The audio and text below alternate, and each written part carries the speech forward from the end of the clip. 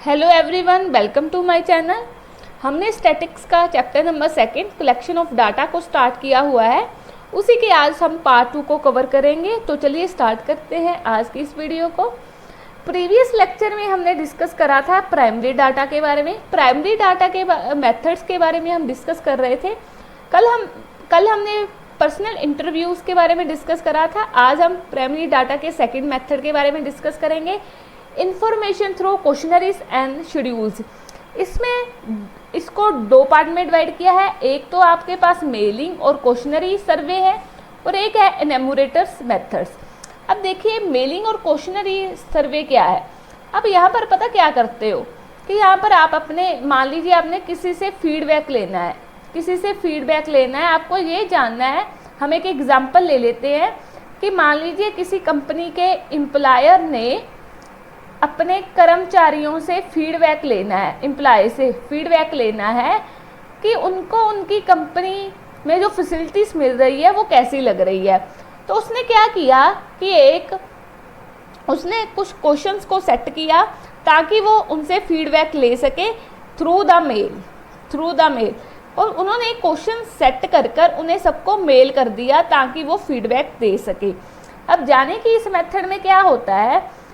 Under this method questionnaire are mailed to respondent, यानी कि कुछ क्वेश्चंस को तैयार किया जाता है ताकि आप यहाँ पर क्या लिख सकते हैं, किसी की फीडबैक ले सके। क्वेश्चंस को तैयार कर रेस्पोंडेंट के पास भेजा जाता है और साथ में एक लेटर को अटैच किया जाता है ताकि वो इंक्वायरी कर सके।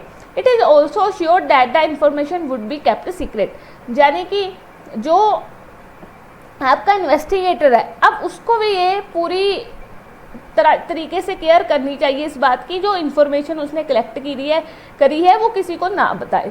The respondent notes the answer against the question and return the completed questionnaire to the investigator. Respondent सारे क्वेश्चन को फिल कर वो इन्वेस्टिगेटर को अपना फीडबैक दे देवे। यानी कि इसमें क्या होता है कि आपने मान लीजिए किसी से फीडबैक लेना है, आपने क्या किया, अब सर्वे हम देखते हैं ना, सर्वे करवाते हैं हम, किसी ने एम्प्लॉयर ने एम्प्लॉइज़ के बारे में जानना है या कुछ किसी और चीज़ के बारे में जानना है तो वो क्या करते हैं कि सर्वे करवा लेते हैं ताकि वो फीडबैक को कलेक्ट कर सके।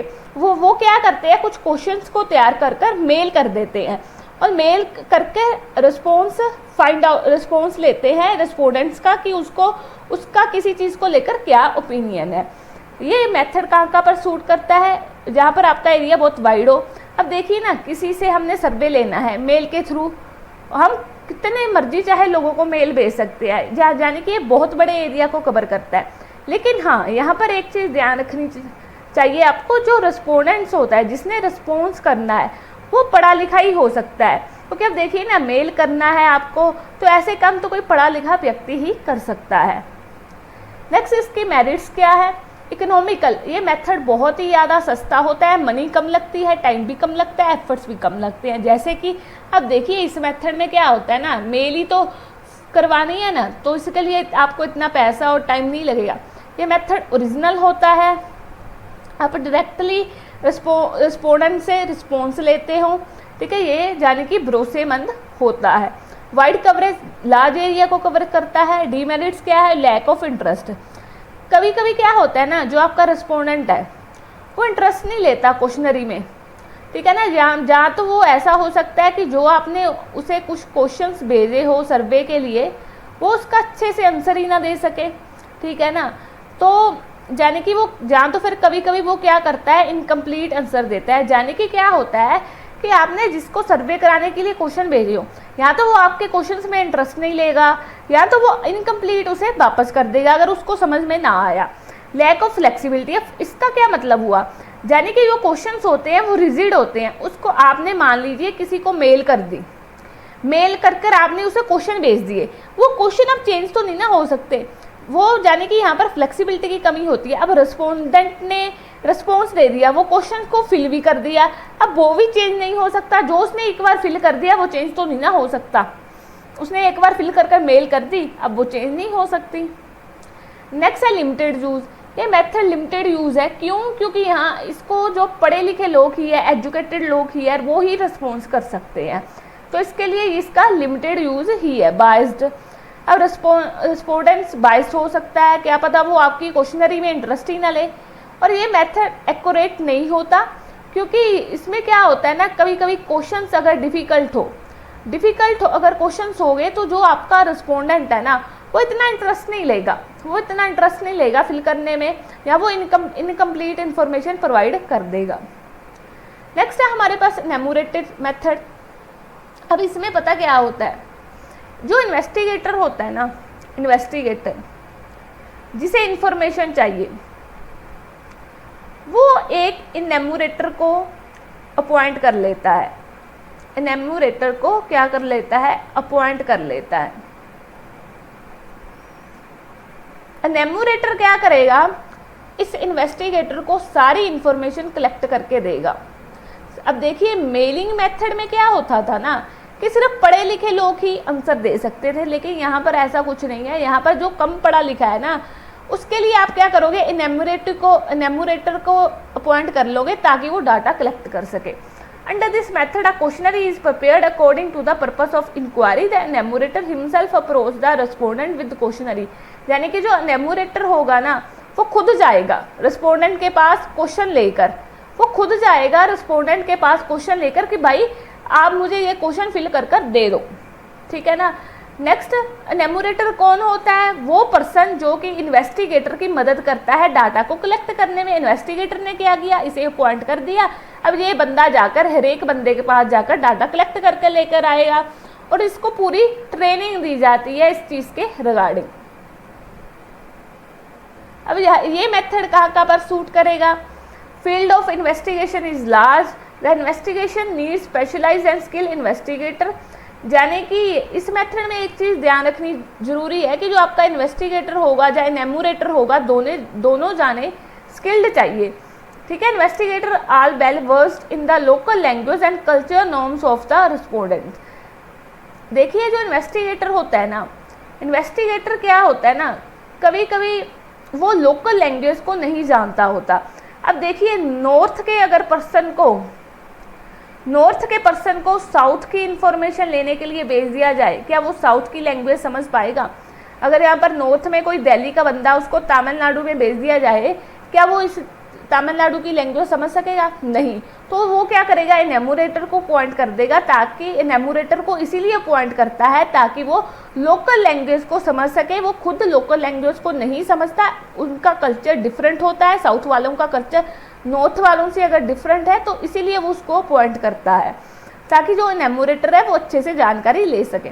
वाइड कवरेज लार्ज एरिया को कवर करता है। एक्यूरेसी, इस मेथड में एक्यूरेसी होती है क्योंकि एनुमरेटर खुद जाकर हर एक के पास डाटा को कलेक्ट करता है। यहाँ पर पर्सनल कॉन्टैक्ट होता है, यानी कि जो आपका एनुमरेटर है वो हर एक के साथ पर्सनल कॉन्टैक्ट बनाकर रखता है, क्योंकि हर एक पर्सन के पास जाकर वो डाटा कलेक्ट कर रहा है।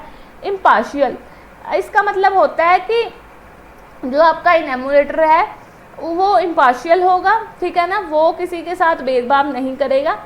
नेक्स्ट है हमारे पास, क्योंकि वो लोकल लैंग्वेज को, लोकल पीपल को और कल्चर को अच्छे से समझता होगा। अब देखिए ये मेथड बहुत एक्सपेंसिव है, क्योंकि यहाँ पर क्या होता है ना, आपको एक एक्सपर्ट और ट्रेंड एनुमरेटर को रखने की ज़रूरत पड़ती है, तो इसको रखने का जो खर्चा होगा वो अलग से होगा, यानी कि ये मेथड आपका एक्सपेंसिव है।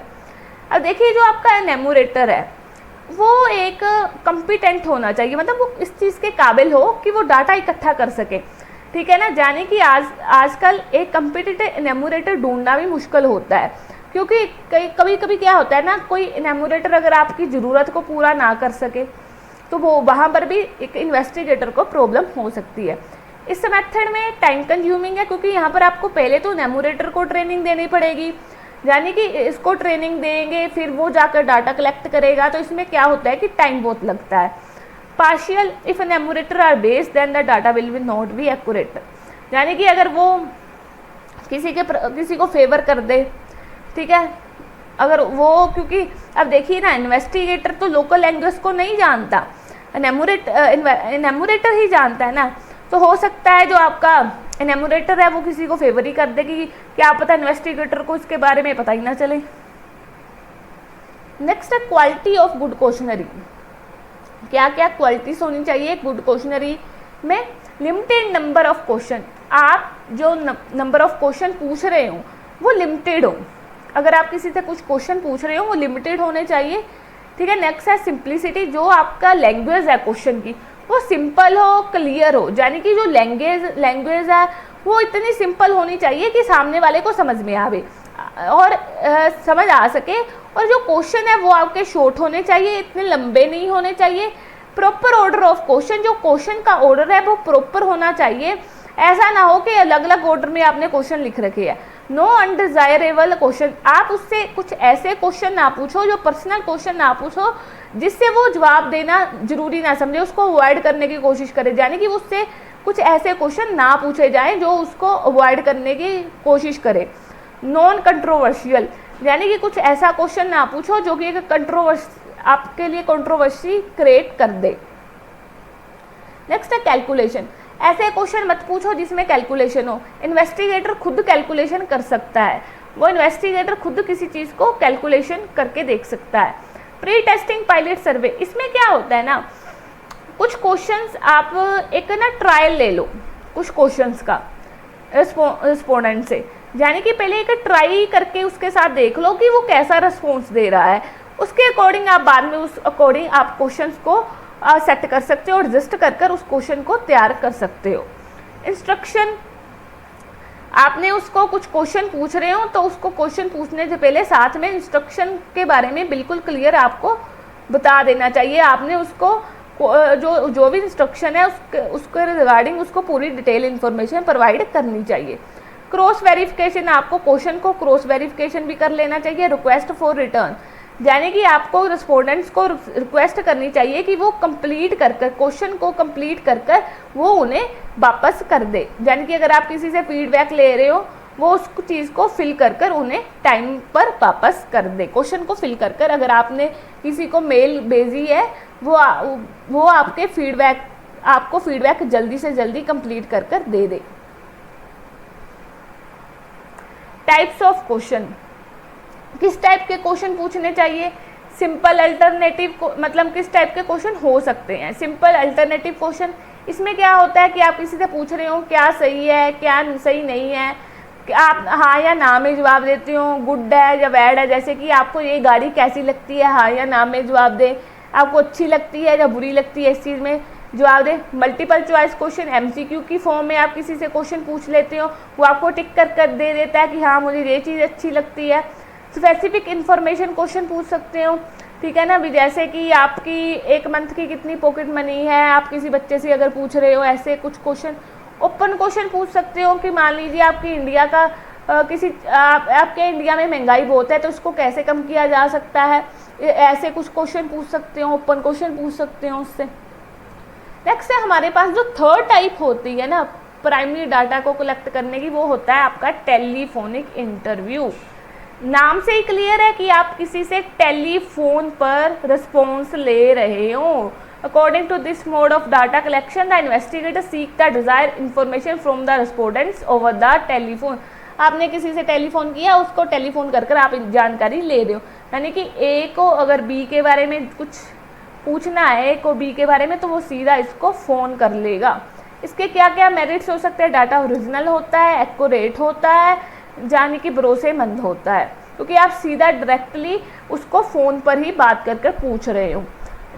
इससे क्या होगा कि आपका पर्सनल कांटेक्ट भी हो जाएगा, आप इन्वेस्टिगेटर उससे पर्सनल कांटेक्ट भी रख लेगा।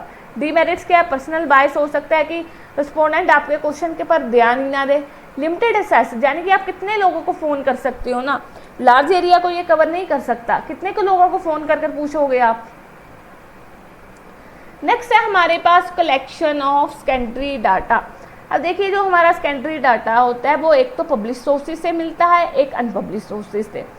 पहले हम बात करेंगे पब्लिश सोर्सेज के बारे में। गवर्नमेंट पब्लिकेशन, आपकी जो गवर्नमेंट होती है ना, सेंटर हो और स्टेट गवर्नमेंट, वो डाटा को ना कलेक्ट कर पब्लिश कर देती है कि हाँ हमारी इतनी एम्प्लॉयमेंट है, इतना हमारा किसी चीज़ के लिए रिगार्डिंग कोई भी डाटा हो वो पब्लिश कर देती है इकट्ठा कर। ये सबसे रिलायबल डाटा होता है।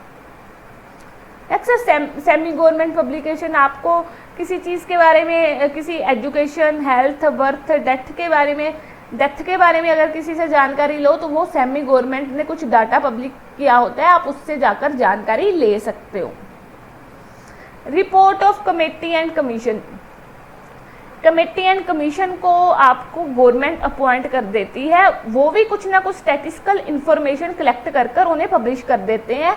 यानी कि आपका फाइनेंस कमीशन हो गया, प्लानिंग कमीशन हो गया, फाइनेंस कमीशन लोगों की इनकम के बारे में जानकारी दे सकता है, यानी कि आप वहाँ से भी डाटा ले सकते हो जो कि फाइनेंस कमीशन ने कलेक्ट किया हुआ है। पब्लिकेशन ऑफ ट्रेड एसोसिएशन, यहाँ पर क्या होता है कि कुछ ट्रेड एसोसिएशंस होती हैं, कुछ बड़ी बड़ी बड़ी कहते हैं ना ट्रेड एसोसिएशंस होती हैं, वो भी कुछ ना कुछ डाटा कलेक्ट करके पब्लिश कर देती है, आप वहाँ से भी इंफॉर्मेशन ले सकते हो। जैसे कि कोई मान लो शुगर मिल्स है, शुगर मिल्स के बारे में डाटा इकट्ठा कर रखा है ट्रेड एसोसिएशन ने, आप वहाँ से जाकर डाटा इकट्ठा कर सकते हो। पब्लिकेशन ऑफ रिसर्च इंस्टीट्यूशन, अब बड़े बड़े रिसर्च इंस्टीट्यूशन होते हैं कंट्री में, और यूनिवर्सिटी, कुछ यूनिवर्सिटीज़ भी होती हैं, वहाँ पर उन्होंने कुछ ना कुछ डाटा को पब्लिश किया होता है, आप वहाँ से जाकर भी जानकारी ले सकते हैं। नेक्स्ट है हमारे पास कुछ जर्नल्स एंड पेपर्स। अब बहुत सारे न्यूज़पेपर जैसे कि इकोनॉमिक टाइम्स हो गया, बहुत सारे और मैगजीन होते हैं जहाँ पर डाटा पब्लिश किया होता है, आप वहाँ से जाकर भी ले सकते हो। पब्लिकेशन ऑफ रिसर्च स्कॉलर्स, कुछ इंडिविजुअल्स रिसर्च स्कॉलर्स जो कि अच्छा डाटा पब्लिश करते हैं, आप उनका डाटा भी ले सकते हो अपनी लोड के लिए। कुछ इंटरनेशनल पब्लिकेशन, यानी कि आपकी वर्ल्ड बैंक होगी, इंटरनेशनल मॉनेटरी फंड हो गया, ये सब लोग भी कुछ ना कुछ डाटा इन्फॉर्मेशन प्रोवाइड करते रहते हैं। अगर आपको कोई इंटरनेशनल ऑर्गेनाइजेशन के बारे में जानकारी लेनी है तो आप वहाँ से भी कलेक्ट कर सकते हो। यानी कि जो आपका पब्लिक सोर्सेस होते हैं ना, हमने सेकेंडरी डाटा का जो मीनिंग है वो यही करा था कि जो डाटा होता है ना वो ऑलरेडी कलेक्ट किया होता है, हम वो डाटा कलेक्ट करते हैं जो किसी ने ऑलरेडी कलेक्ट किया हुआ है, वहाँ से हम ले लेते हैं। और हमने यहाँ पर डिस्कस करा है पब्लिक सोर्सेज के बारे में। पब्लिक सोर्सेज का मतलब ये है कि वो डाटा जो किसी ना किसी इंस्टीट्यूशन, किसी ना किसी गवर्नमेंट ने पब्लिश कर रखा है, वहाँ से हम डाटा लेकर उसे कलेक्ट कर कर हम अपनी रिपोर्ट को तैयार कर सकते हैं। नेक्स्ट है हमारे पास अनपब्लिश डाटा। अब ये कौन सा डाटा होता है, देखिए जो आपका अनपब्लिश डाटा होता है ना, वो क्या होता है कि जो गवर्नमेंट है आपकी, वो डाटा को कलेक्ट तो कर लेती है, डाटा को कलेक्ट तो कर लेती है, लेकिन वो पब्लिश नहीं करती, वो पब्लिश नहीं करती किसी भी न्यूज़पेपर, मैगजीन, जर्नल, किसी चीज़ में वो पब्लिश नहीं करती। तो आप उनके पास जाकर रिक्वेस्ट कर सकते हो कि हमें ये डाटा की ज़रूरत है, तो वो आपको वो डाटा प्रोवाइड कर देंगे। आपको कौन कौन सी चीज़ों के बारे में ध्यान रखना चाहिए जब आप सेकेंडरी डाटा को यूज़ कर रहे हो। अब देखिए ना, प्राइमरी और सेकेंडरी में फ़र्क ही यही है कि सेकेंडरी डाटा आप बनाया डाटा यूज़ कर रहे हो ना, आपको इन कुछ चीज़ों के बारे में ध्यान रखना पड़ेगा। कौन कौन सी चीज़ें हैं, क्या ये डाटा रिलायबल है, क्या ये डाटा भरोसेमंद है, क्या ये मेरे पर्पस को सूट कर रहा है, क्या ये इतना एडिक्वेट है कि मैं इसको यूज़ कर पाऊँ। नेक्स्ट है आपको रिलायबिलिटी के लिए, या आपका डाटा सूटेबल है, या इसके पास एडिक्वेसी ऑफ द डाटा है। इन चीज़ों के बारे में अगर आपने सोचना है तो आपको कुछ चीज़ें दिमाग में रखनी ज़रूरी है। सबसे पहली बात, ability of the collecting organization. अब देखिए ना, आप किसी ऑर्गेनाइजेशन का डाटा यूज़ कर रहे हो, उसके पास कितनी काबिलियत है, वो कितना केबल है, कितना एक्सपीरियंस है, कितना काबिल है, वो उसने सही डाटा कलेक्ट किया है। अब देखिए मैंने बोला था गवर्नमेंट का डाटा सबसे ज़्यादा भरोसेमंद होता है, ठीक है ना, क्या वो एक्सपीरियंस है, क्या उसका डाटा मेरे लिए रिलायबल होगा। Next, objective and scope. अब उसने किस एम के लिए, किस उद्देश्य के लिए डाटा इकट्ठा किया है, उसका क्या उद्देश्य था, ठीक है ना, क्या वो उसका उद्देश्य आपके ऑब्जेक्टिव को पूरा कर रहा है, उसका ऑब्जेक्टिव आपके ऑब्जेक्टिव को पूरा कर रहा है, ये भी आप देखेंगे। उसने कौन सा मेथड यूज़ करके डाटा को इकट्ठा करा है, उसने कौन कौन से मेथड को यूज़ किया। Time and condition of collection, यानी कि उसने कौन से टाइम में, कौन सी कंडीशन में डाटा इकट्ठा करा है। अब देखिए, अगर मान लीजिए किसी कंट्री में वॉर चल रही है, अब उसने उस टाइम डाटा इकट्ठा करा, क्या वॉर में, अब देखिए वॉर चल रही है तो लोग यहाँ पर सुखी तो नहीं ना होंगे, दुखी ही होंगे ना। जब कहीं पर युद्ध लग जाए तो लोग वहाँ के दुखी हो जाते हैं। अब देखिए, अगर ये उसने उस टाइम डाटा इकट्ठा करा होगा, क्या वो डाटा पीस के टाइम यूज़ हो सकता है, नहीं हो सकता, क्योंकि यहाँ पर तो शांति है लेकिन यहाँ पर युद्ध लगा हुआ है, ठीक है। नेक्स्ट है एक्यूरेसी, क्या उसका डाटा एक्यूरेट है, वो सही है, क्या वो मेरी लोड को पूरा कर रहा है। नेक्स्ट है आपके पास दो important sources of secondary data. सबसे पहले आपके पास है सेंसस ऑफ इंडिया। अब सेंसस ऑफ इंडिया क्या होता है कि ये डाटा गवर्नमेंट के द्वारा पब्लिक किया जाता है। इसको registrar general and census commissioner of India इसको पब्लिश करता है। यहाँ पर आपकी पॉपुलेशन के बारे में जानकारी दी होती है, जैसे कि उसका क्या साइज़ है, ग्रोथ रेट क्या है, उसकी प्रोजेक्शन क्या है, डेंसिटी क्या है, कितने मेल है, कितने फीमेल है, कितने लोग पढ़े लिखे हैं। नेक्स्ट है हमारे पास report and publication of national sample survey office. इसमें क्या है कि आपका जो NSSO होता है ये मिनिस्ट्री ऑफ स्टैटिक्स के द्वारा एंड प्रोग्राम इम्प्लीमेंटेशन के द्वारा पब्लिश किया जाता है। यहाँ पर क्या होता है ना, ये जो मिनिस्ट्री होती है ये रूरल और अर्बन एरिया में, यानी कि आपके शहर में और गांव में जाकर लोगों से डाटा कलेक्ट करते हैं। घर घर जाकर, रूरल एरिया में जाकर, अर्बन एरिया में जाकर आप इनका डाटा भी यूज़ कर सकते हो। ठीक है, तो ये कौन सा डाटा पब्लिश करते हैं? Land and life stock holding, housing condition, किसी की क्या घर की कंडीशन है, माइग्रेशन कितनी है, इंडिया में कितनी एम्प्लॉयमेंट है, कितनी अनएम्प्लॉयमेंट है, कितना रोजगार है, कितने लोग बेरोजगार है, कंज्यूमर एक्सपेंडिचर क्या लोग कितना खर्च कर रहे हैं, और उनका sources of house hold income in India क्या है, यानी कि उनको इनकम कहाँ कहाँ से आ रही है। ये इन सब चीज़ों के बारे में आपको डाटा प्रोवाइड करवा सकते हैं। आप इनका डाटा अपने लिए यूज़ कर सकते हो। यानी कि हमने यही देखा कि आपका जो सेकेंडरी डाटा होता है वो एक पब्लिश होता है, एक अनपब्लिश। पब्लिश डाटा वो आपके न्यूज़पेपर, मैगजीन कहीं ना कहीं पढ़ा होता है, वो आपको गवर्नमेंट प्रोवाइड कर देती है, आपका कोई सेमी गवर्नमेंट प्रोवाइड कर देती है, या कुछ और किसी ट्रेड एसोसिएशन द्वारा प्रोवाइड किया जाता है। यानी कि ये डाटा किसी ना किसी एसोसिएशन के द्वारा या गवर्नमेंट के द्वारा पब्लिक किया जाता है, आप इसको यूज़ कर सकते हो। और अनपब्लिश जो कि किसी ने पब्लिश नहीं किया होता, यानी कि डाटा तो गवर्नमेंट ने इकट्ठा कर लिया लेकिन इसको पब्लिश नहीं किया है, तो आपको कौन कौन चीज़ों के बारे में ध्यान रखना चाहिए सेकेंडरी डाटा को इकट्ठा करते हैं, क्योंकि आप ये वो डाटा यूज़ कर रहे हो जो ऑलरेडी किसी और ने कलेक्ट किया हुआ है। ठीक है, तो हमने दो सोर्सेज के बारे में जाना, सेंसस ऑफ इंडिया के बारे में कि ये कौन सा डाटा इकट्ठा करती है आपके पॉपुलेशन के रिगार्डिंग, और नेशनल सैंपल सर्वे ऑफिस यानी कि आपका जो NSSO होता है वो कौन कौन सी चीज़ों के बारे में डाटा इकट्ठा करता है। इसी के साथ हमारा ये चैप्टर कंप्लीट होता है। अगर आपको मेरी वीडियो पसंद आई तो इसको लाइक करें, शेयर करें और चैनल को सब्सक्राइब करें, कमेंट कर जरूर बताएं कि आपको ये वीडियो कैसी लगी। Thank you.